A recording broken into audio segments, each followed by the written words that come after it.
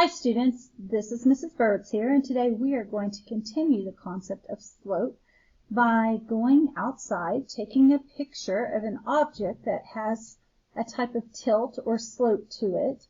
Then we will come back inside, take that picture, paste it into a Desmos graph, and determine its slope using both 2 points and determining the rise over the run, and then also using a tool that Desmos has given us known as a slider.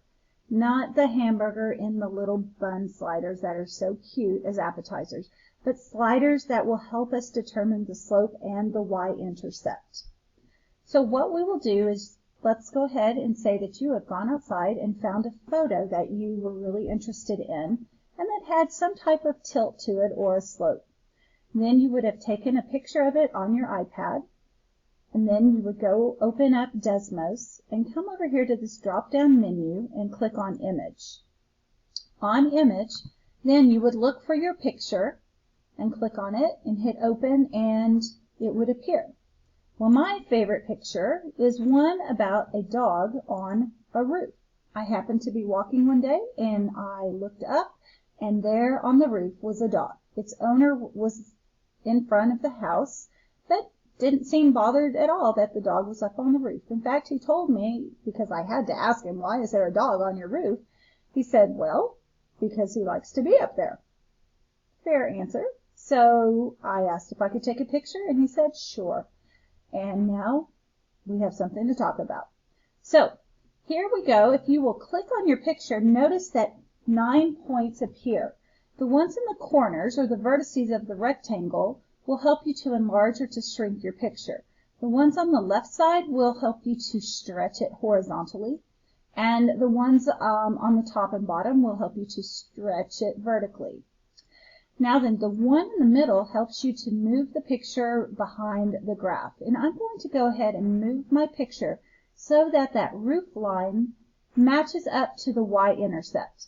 You don't have to do that, but wouldn't it be easy to go ahead and have one point that it's very easy to calculate? I think so. So here we go. Now I need to plot 2 points. Well, the y-intercept is at 0, 2, so with my parentheses there. Notice you could actually type in a label where it says y-intercept. Now then, I look to draw another point on this line, and it's really hard to see, but I'm going to go ahead and stretch it out to about 7.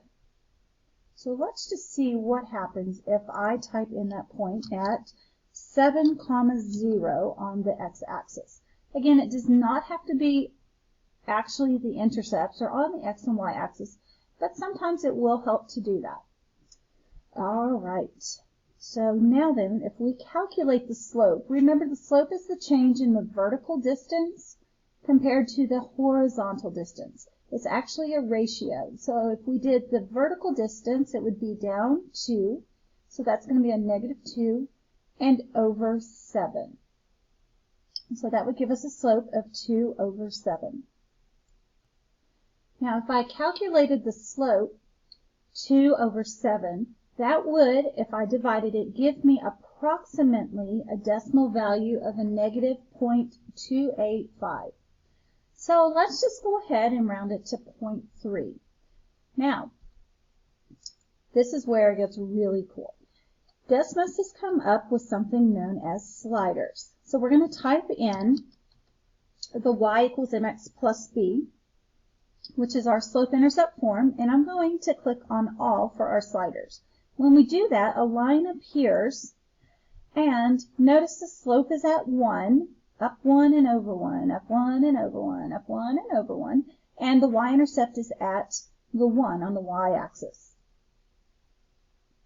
So we're going to shift it because we know the y-intercept is at 2. We're going to move it on up to the 2, and then we're going to take the slope and move it to try to match up with that point.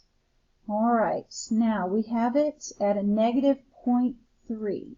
But remember I had said that it was closer to a -0.28. So we can actually adjust it using the keyboard, and it turns out that's pretty close. Let's see if I can get it a little closer. So I'll go with 0.285.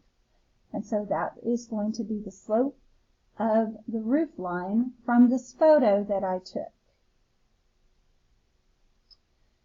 Now what I would like for you to do is to save this picture, or to save the picture that you decide, and find the slope, and we're going to put it into a discussion on Canvas. So you'll need to follow the directions that you find on the discussion assignment and enjoy looking for pictures and determining the slope of some objects.